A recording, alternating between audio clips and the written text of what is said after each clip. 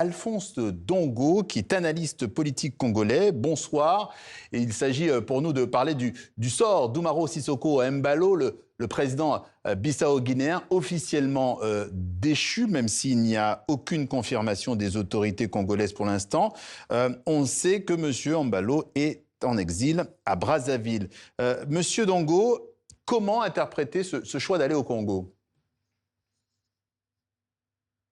Alors Patrice, ce qu'il faut noter, c'est que les relations entre la Guinée-Bissau et le Congo-Brazzaville, en France, qui s'appelait à l'époque République populaire du Congo, sont des rapports assez historiques. Vous savez que le Congo était un pays à l'époque à orientation marxiste et léniniste, tandis que la Guinée-Bissau, à travers le parti pour les indépendances de la Guinée-Bissau et du Cap-Vert, était engagée dans la même lutte, c'est-à-dire la lutte progressiste. Et donc on sait que le ténor de ce mouvement, Amilcar Cabral, a fait des émules en Afrique, et donc les relations entre la Guinée-Bissau, qui n'était pas il faut le reconnaître, devenu pays marxiste-léniniste comme le Congo-Brazzaville ou la République populaire du Congo à l'époque, cela a fait des émules au point où Brazzaville, on le sait très bien, a toujours été un pays qui a reçu des partis politiques d'essence progressiste ou alors leurs dirigeants,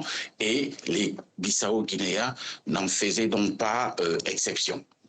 Alors, au regard justement de ces relations entre Umaro Sissoco Embalo et le président Denis Sassou Nguesso, quel peut être le scénario pour la suite ?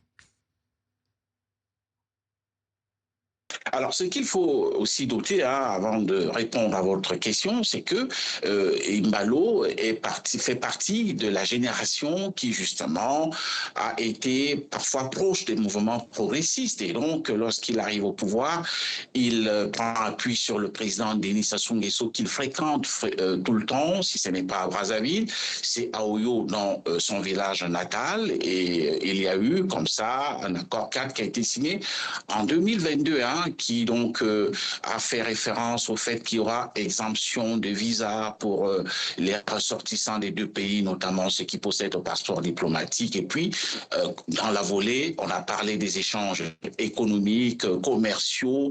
Et ce qu'on n'a pas dit, c'est qu'il y avait aussi un accord quand même confidentiel qui porte sur la coopération militaire. Pour votre gouverne, la garde rapprochée de Embalo était formée ici à Brazzaville. Donc, c'est quelque chose que beaucoup de gens ne savent pas, et ce qui a donc éventuellement, pourquoi pas, conduit à ce que Embalo ait pour première destination, alors point de chute, Brazzaville qu'il a toujours fréquenté entre-temps et où il est souvent venu s'abreuver à la bonne source, comme on dit maintenant à Brazzaville, auprès du patriarche Denis Sassou Nguesso.